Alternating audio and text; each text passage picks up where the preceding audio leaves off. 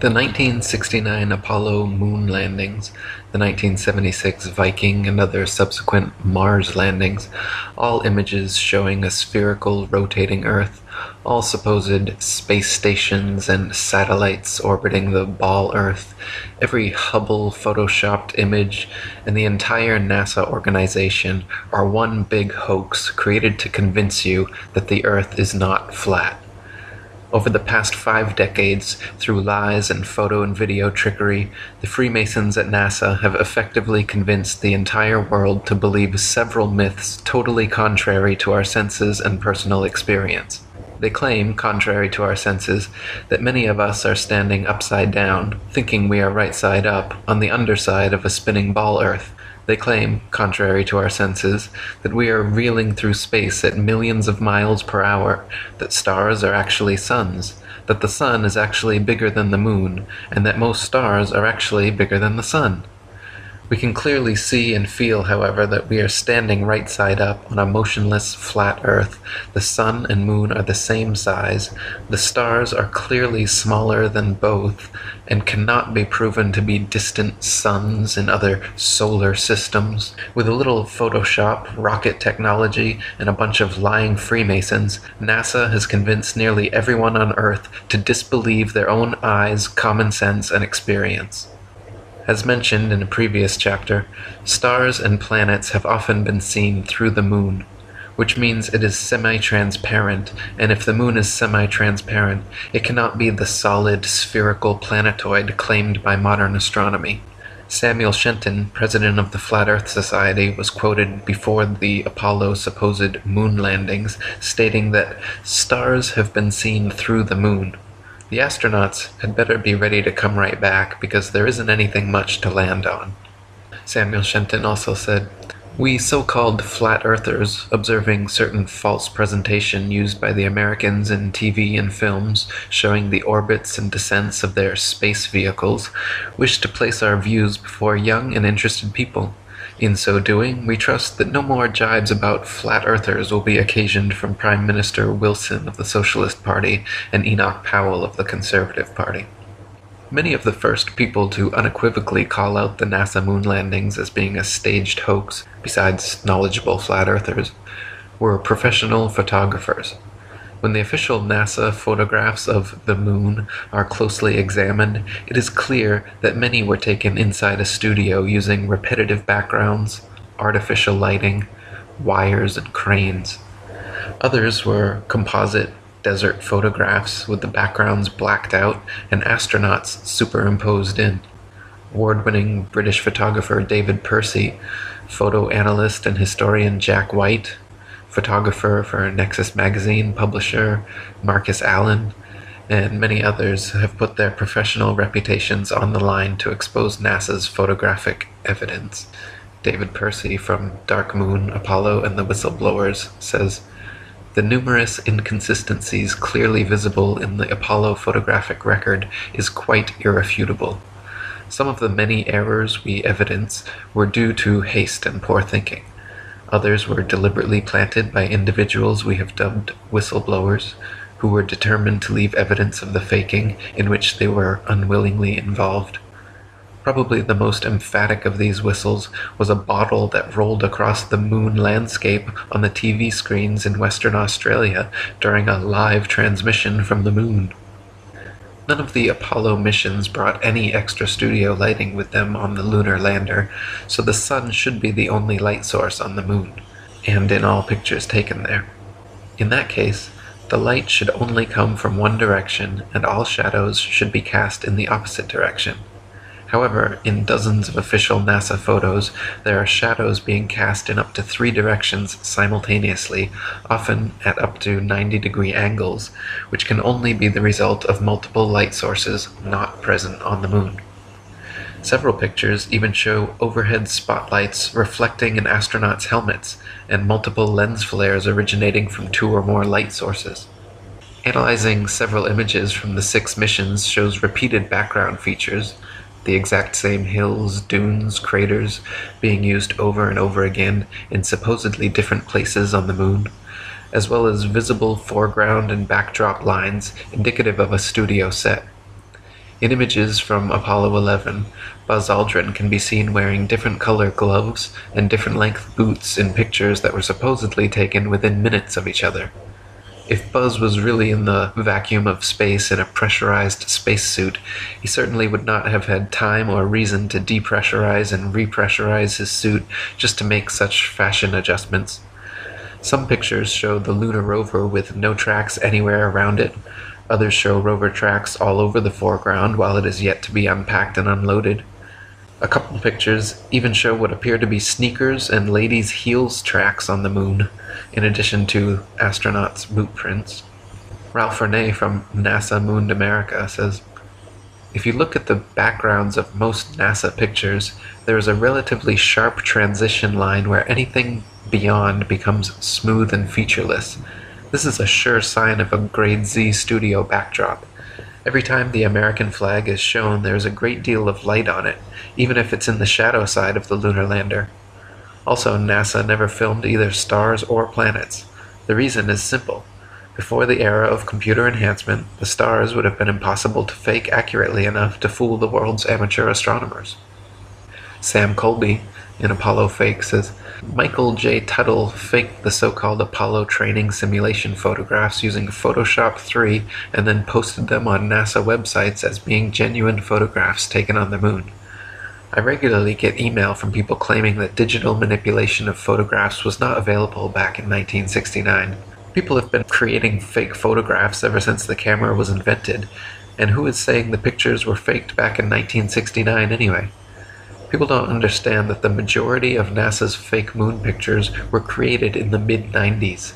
The proof lies in the fact that most do not appear in any books or magazines prior to 1990. 95% of NASA's fake moon pictures on their websites were never seen prior to the launch of the internet. They had to produce a considerable number of fake moon pictures for all 6 missions, otherwise the public would want to know why there were so few. Not all of NASA's fake Apollo pictures have been altered with Photoshop.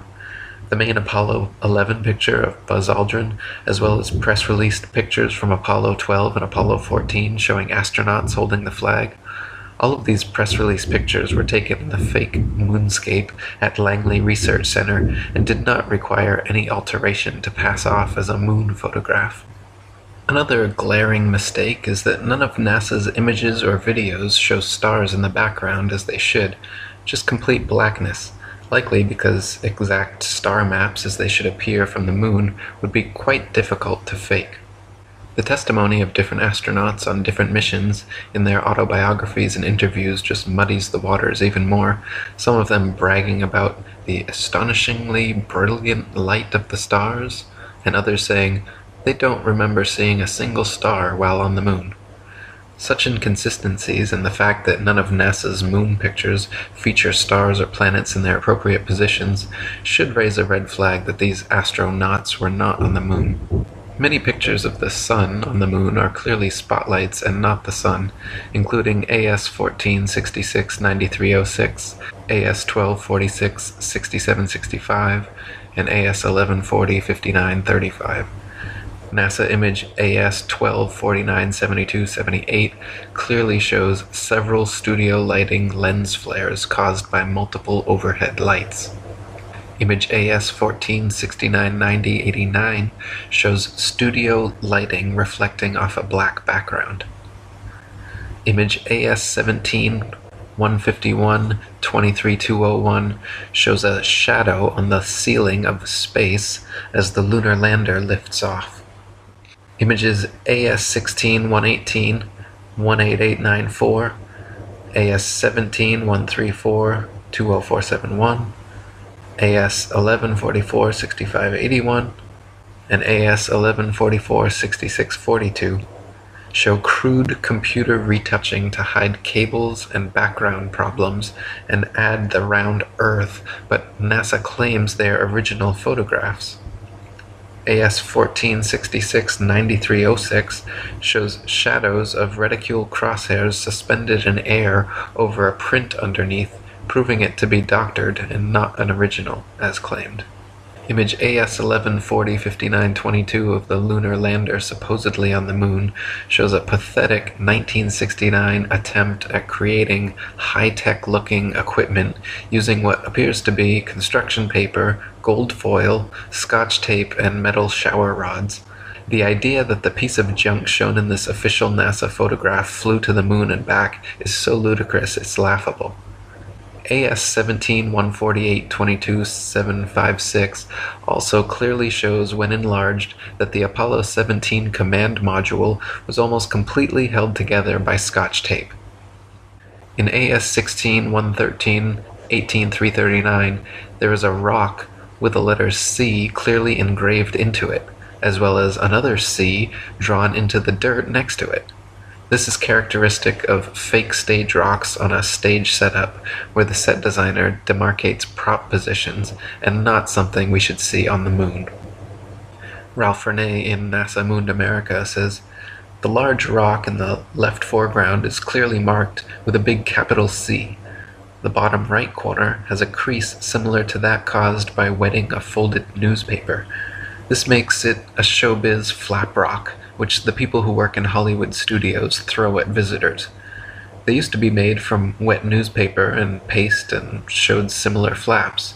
Stage rocks are usually placed by stagehands over similarly lettered markers positioned by the set designer. Did NASA really carry fake boulders and stagehands onto the moon?" NASA image AS1140-5926 shows a close-up of the footpads of the lunar lander without a speck of dust on them and without a burn print under its 10,000-pound thrusters, like it was just gently set down in place. NASA scientists in their own documents were worried about the LEM falling into its own massive burn radius, yet there it sits with no burn print and spotless clean pads.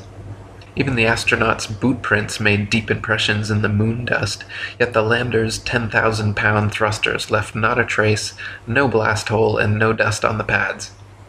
Eugene Cernan of Apollo 10 and 17 said in an interview that as they descended in the lander that the engine was very loud, yet when Alan Bean of Apollo 12 was asked the same question, he answered that you couldn't hear the engine at all in the vacuum of space.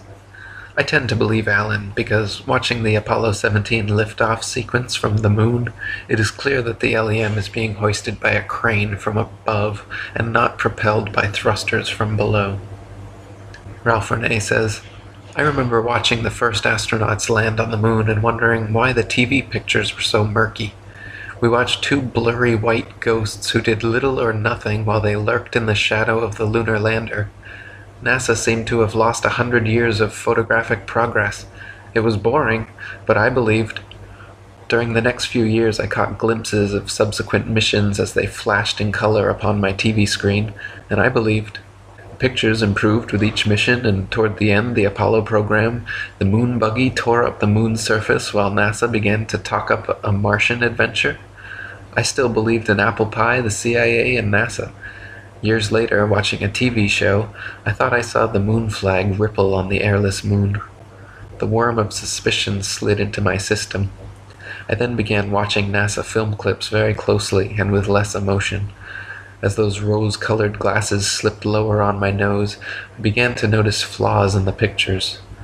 The astronauts and their backpacks weighed less than 75 pounds on the moon, yet they left deep footprints in the moon dust and gravel.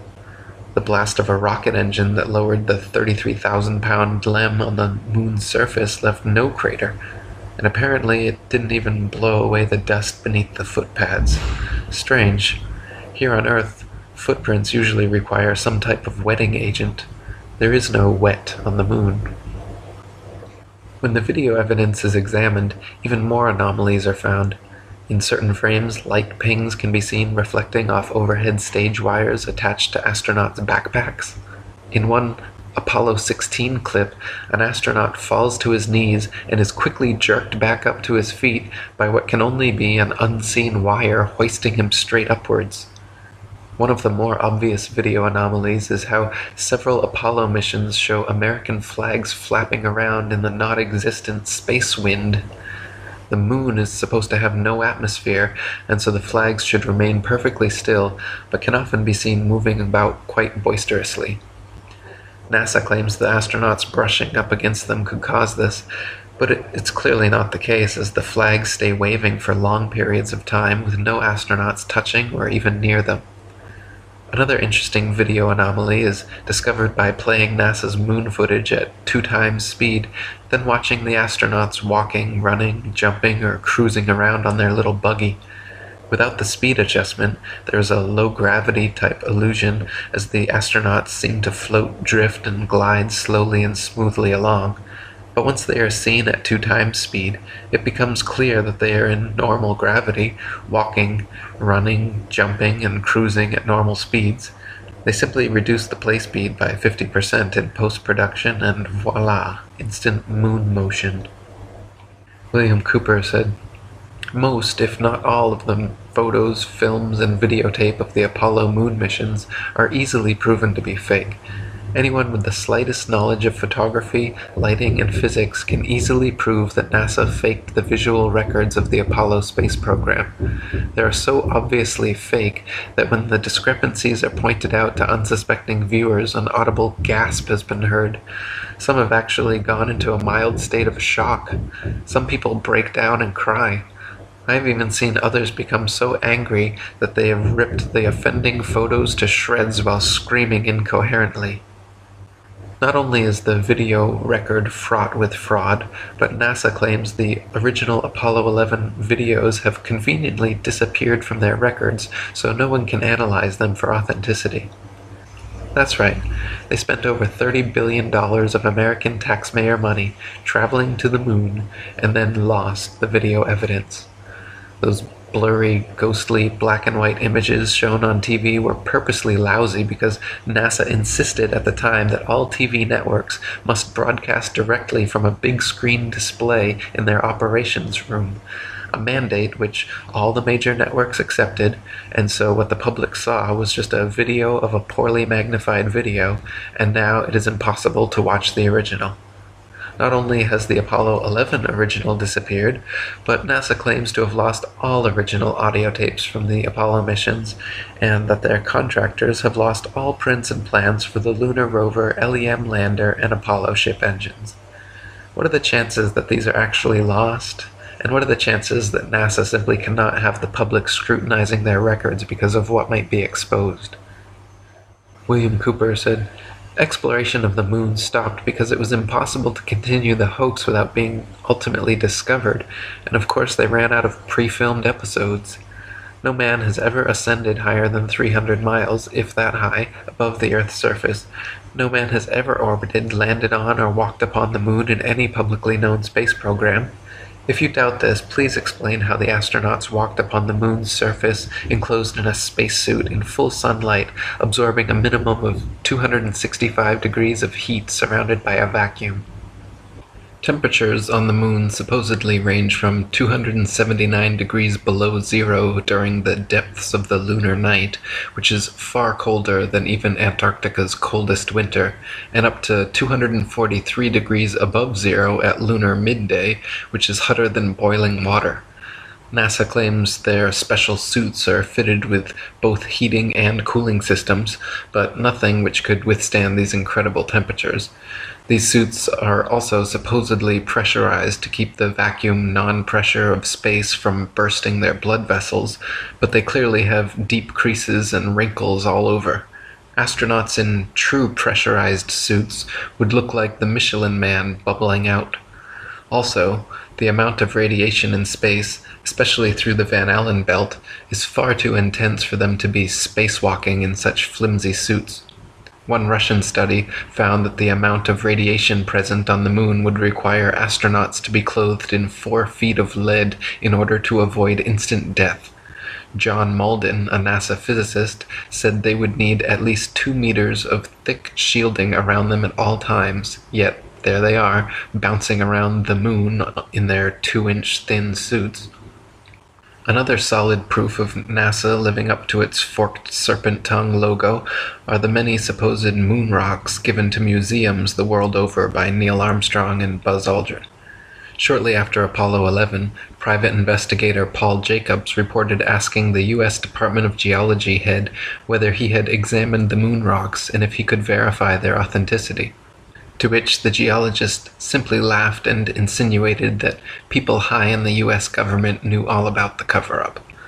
More recently, in 2009, curators at Amsterdam's Rijksmuseum investigated their moon rock, personally given to them by Armstrong and Aldrin in 1969, only to find that it was actually a worthless piece of petrified wood.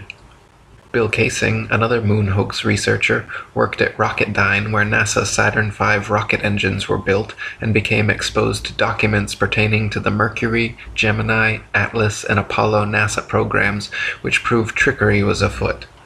Kaysing said of the documents that one does not need an engineering or science degree to determine that a hoax was being perpetrated. He wrote a book about his findings called "We Never Went to the Moon, America's $30 billion Swindle." In it, he exposes how NASA staged both the Apollo 1 fire and Challenger accident, deliberately murdering the astronauts on board to silence them. Before the first Apollo mission ever even cleared the launch pad, 11 NASA astronauts died in highly suspicious accidents. Gus Grissom, Roger Chaffee, and Ed White were all cremated together in an Apollo capsule fire during a completely unnecessary and dangerous test where they were strapped down and locked into a 100% oxygen chamber, which incinerated the three of them to death in seconds. 7 other astronauts, Ted Freeman, Charles Bassett, Elliot See., Russell Rogers, Clifton Williams, Michael Adams, and Robert Lawrence, died in 6 separate airplane crashes, and Ed Givens in a car crash. 8 of these deaths were in 1967 alone. So many astronauts coincidentally dying under such circumstances is highly unlikely and lends credence to the idea that these were intentional hits by the Masons trying to find the right people to sell their hoax. One of the most outspoken of the fallen astronauts was Gus Grissom. By 1967, Grissom had become increasingly irritated and vocally negative about NASA's chances of ever landing on the moon. He stated the odds were pretty slim and famously hung a lemon on the Apollo capsule after it repeatedly failed safety testing procedures. Grissom threatened to go public with his complaints about the LEM and even told his wife Betty, "If there ever is a serious accident in the space program, it's likely to be me." Right after his murder, government agents raided Grissom's house before anyone had been informed about the fire or his death. They removed all his personal papers and his diary, never to be returned. Ralph Renee writes, "In a prosecutorial mode, I accuse NASA, the CIA, and whatever super-secret group that controls the shadow government of these United States of fraud on the grandest scale imaginable, of murder by arson, and of larceny of over $40 billion in conjunction with the Apollo program that allegedly landed men on the moon. I also accuse them of violating a federal law against lobbying by government-funded entities and of serial murder of low-level NASA employees, witnesses, and other citizens who happen to be in the wrong place at the wrong time. Such accusations seem incredible because none of us ever want to believe our governmental father is deceiving us. However, by the end of this book, even the most trusting reader will have no doubt that NASA mooned America." In 2001, investigative journalist and award-winning filmmaker Bart Sibrel produced the excellent documentary A Funny Thing Happened on the Way to the Moon. When requesting footage for his movie, Sibrel was sent either by mistake or by a well-meaning whistleblower an official raw-slated NASA clip from the Apollo 11 mission showing a young Buzz Aldrin, Neil Armstrong, and Michael Collins for almost an hour using transparencies and camera tricks to fake shots of around Earth. They communicate over audio with control in Houston about how to accurately stage the shot, and someone keeps prompting them on how to effectively manipulate the camera to achieve the desired effect. First, they blacked out all the windows, except for a downward-facing circular one, which they aimed the camera towards from several feet away. This created the illusion of a ball-shaped Earth surrounded by the blackness of space, when in fact it was simply a round window in their dark cabin. Neil Armstrong claimed at this point to be 130,000 miles from Earth, halfway to the moon, but when camera tricks were finished, the viewer could see for themselves the astronauts were not more than 100 miles above the Earth's surface, likely flying in a high-altitude plane. Sam Colby writes in NASA, numerous anomalies and scams abound. Many gullible people still accept NASA's claim of sending men to the moon without bothering to carry out any research or investigation to see if NASA are indeed telling the truth. There are some who will never accept the moon missions were faked, regardless of how much factual evidence of a fake is put before them. In 2004, Bart Sibrel completed a second documentary entitled Astronauts Gone Wild, where he set out to film interviews with Apollo astronauts and ask them to swear on the Bible that they walked on the moon. In reaction to Sibrel's accusations, many of the astronauts indeed went wild. John Young of Apollo 10 and 16 threatened to knock him in the head, then ran away into a nearby closing elevator. Ed Mitchell of Apollo 14 literally kicked him out the door and threatened to shoot him. Buzz Aldrin punched him square in the face. The documentary is a fascinating psychological study, watching the astronauts repeatedly squirm and quickly escalate to threats and violence. They behave more like pathological liars than honorable cosmonauts. Many of them have battled depression and alcoholism since returning from the moon as well. Buzz Aldrin was once asked at a NASA banquet what it felt like to first step onto the lunar surface. He staggered to his feet speechless, then left crying uncontrollably. On the 25th anniversary event for the Apollo 11 landing, one of the few interview appearances Armstrong ever made, he gave a cryptic speech basically telling the young people in attendance that there were many truths about Apollo that they could uncover if they dug deep enough. He said, holding tears back, "Today we have with us a group of young students, America's best. To you we say, we have only completed a beginning. We leave you much that is undone. There are great ideas undiscovered, breakthroughs available to those who can remove one of truth's protective layers." In the past 45 years, the Masons in Hollywood and NASA have only gotten more adept at Photoshop, CGI, and faking shots of Earth from space. Hit movies like Apollo 13 and Gravity show how realistic and convincing these soundstage, green screen, computer-built environments can be. People believe it more, too. A night's newspaper survey taken just after the Apollo landings found 30% of Americans were suspicious of NASA's trip to the moon. A Gallup poll taken in 1999 found only 6% of Americans had any doubt about the Apollo astronauts walking on the moon. Ralph Renee says, NASA is now preparing to take us to Mars, the same way they took us to the moon. This time, a small cadre of computer experts will astound us with photos created by the new digitized computer graphics which didn't exist in 1969. Next time, we will have no way of determining the truth. Since the faked Apollo moon landings in 1969, NASA has moved on to faking Mars landings with the 1976 Viking, 1997 Pathfinder, and 2007 Phoenix. Right after landing, they got straight to work photoshopping the famous face on Mars, Martian pyramids, and the supposed Martian city of Cydonia. NASA shills like Richard Hoagland and Stephen Greer have ever since been propagating the idea that this and other evidence proves the existence of extraterrestrial aliens. Just like the faked moon landings, however, their science fiction Mars landings are utter bold-faced lies. To begin with, the planets, formerly known as wandering stars, are not terrestrial, Earth-like habitations capable of landing anything on.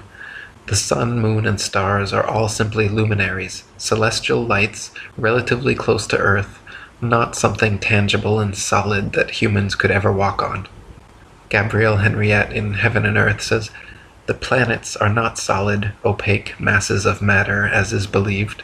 They are simply immaterial, luminous, and transparent disks." Even assuming Mars was an actual spherical desert planet, as NASA claims, it is impossible for them to have safely landed the probes based on their own trials and statistics. They say the surface pressure on Mars is only 0.3% the surface pressure on Earth, and equivalent to the pressure at about 23 miles above Earth. There is not enough air matter at that pressure, however, to provide any lift for opening and billowing out the parachutes NASA uses to land its Mars probes. No parachute ever devised has been able to successfully deploy at that altitude. They simply stream straight back, then never fill the rest of the way down. Joe Kittinger's record highest, fastest, and longest parachute dive from the Earth's upper atmosphere had him free-falling from only 19 miles high for 15 minutes at 767 miles per hour, and his drogue chute proved useless and offered no deceleration. Yet NASA would have us believe, for example, that Phoenix's parachute managed to somehow slow it down from 12,738 miles per hour to 123 miles per hour in just 2.86 minutes before its final landing. In other words, NASA is claiming to do something on Mars that we have no evidence is even possible on Earth at significantly lower altitude and 16 times slower speed. Ralph Renee says, on July 14, 1976, the orbiter module, which weighed 5,125 pounds, detached its lander. I can find no listed weight in my encyclopedia on space, but since it could carry up to 638 pounds of fuel in addition to its payload, that lander had to weigh at least 1,000 pounds. NASA claims that after the lander was detached, rockets were used to slow it down to 560 miles per hour at an altitude of 800,000 feet. Then it was allowed to fall 781,000 feet under Martian gravity before a parachute was deployed at 19,000 feet. At 4,600 feet, this chute was detached, and NASA tells us that it then had a velocity of 145 miles per hour. Rocket engines under computer control then landed it. Martian gravity, about 0.37 that of Earth gravity, accelerates an object at 32 feet per second. This gives Mars the ability to accelerate an object at 11.84 feet per second. The 560 miles an hour horizontal motion will not affect the downward velocity of an object that falls 781,000 feet on Mars. The terminal velocity at the time the chute was deployed was about 4,300 feet per second, which is almost 3,000 miles per hour. That's much faster than a speeding bullet. NASA claims that in a matter of 14,400 feet, that chute, operating under near vacuum conditions, reduced the lander's speed to 145 miles per hour. Sure it did. That was then. Let's look at now. The next probe to land on Mars did so on July 4th, 1997. NASA tells us that the Pathfinder came in at 16,600 miles per hour and was then jettisoned to boldly plunge into the fringes of the Martian atmosphere without using retrorockets to enter orbit. As usual, there were two different histories given by NASA. The first states that, by some miracle, during the next minute its speed was reduced to 1,000 miles per hour. The second states that it was jettisoned at 5,300 miles and its speed was reduced in 30 minutes while it fell to 80 miles. In the first case, the deceleration would have been incredible. However, in the second case, the Pathfinder would be at the 80-mile high place, still doing 4,280 miles per hour. The NASA story gets murky, but it is assumed the Pathfinder was again allowed to free fall until it was 7 miles high, when NASA claims the parachute opened. Instead of streaming because it had been popped in almost a vacuum, it billowed forth and slowed the Pathfinder down. When it was 1 mile up, it dropped the chute, blew up the airbag, and fired retro-rockets, reducing its speed to 23 miles per hour. Then the airbag hit the ground and bounced either 3 times or 16 times, depending on which official NASA story you believe. MX News on June 3, 2008, featured a picture given to them by NASA of the Phoenix's first dig into Martian soil. But on June 6, 2008, 3 days later, the London Daily Telegraph reported from NASA that another communications glitch stopped NASA's Phoenix lander from making its first dig into Martian soil. How could they give the photo to MX News if they had yet to make their first dig? And why can they never keep their stories straight? Then Mars Phoenix lander's robotic arm photographed image 8966675759, taken at 1439:37 LST, and image 89666868 at 1441:23 LST, only 2 minutes and 46 seconds later. In the first image, there is a fallen loose screw visible by the leg, which disappears before the second photo is taken.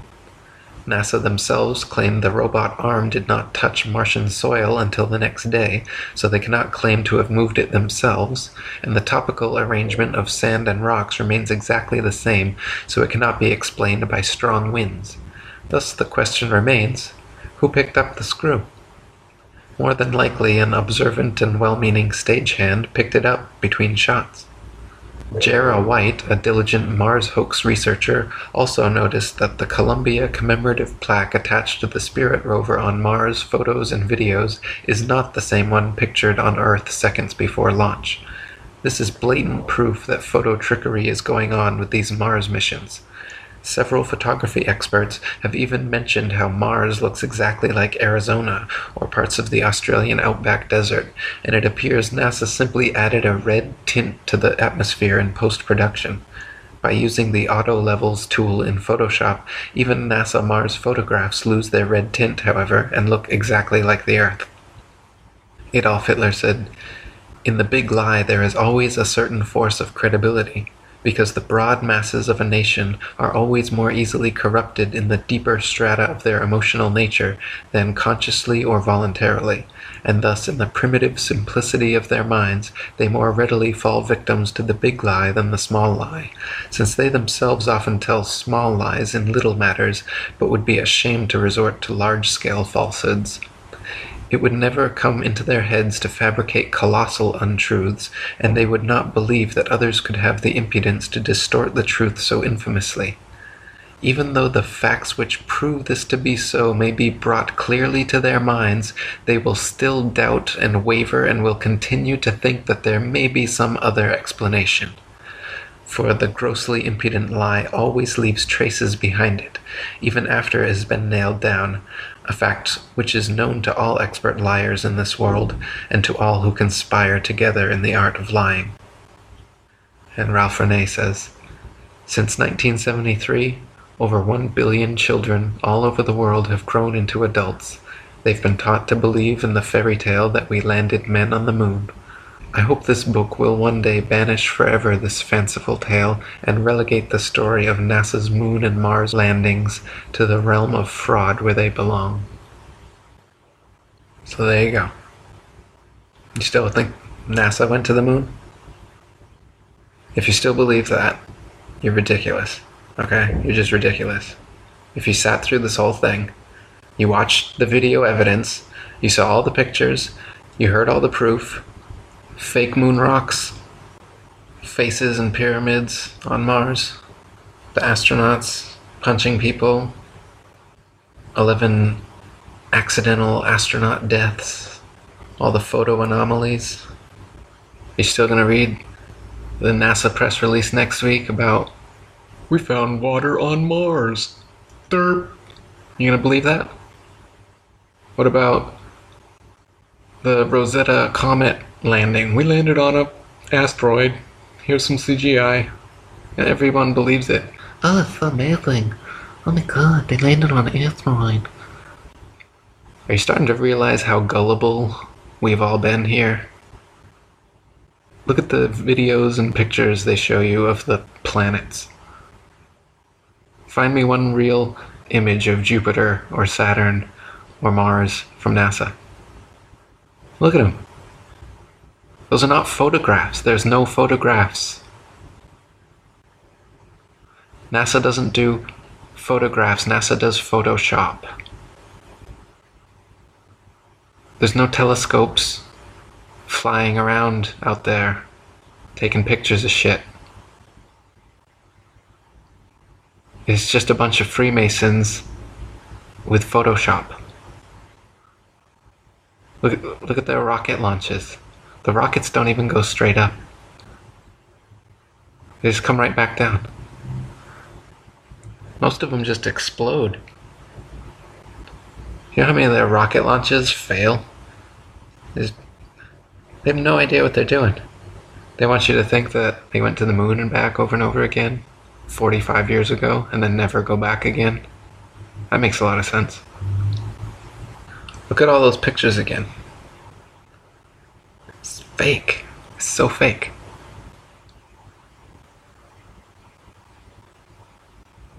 Just admit it to yourself.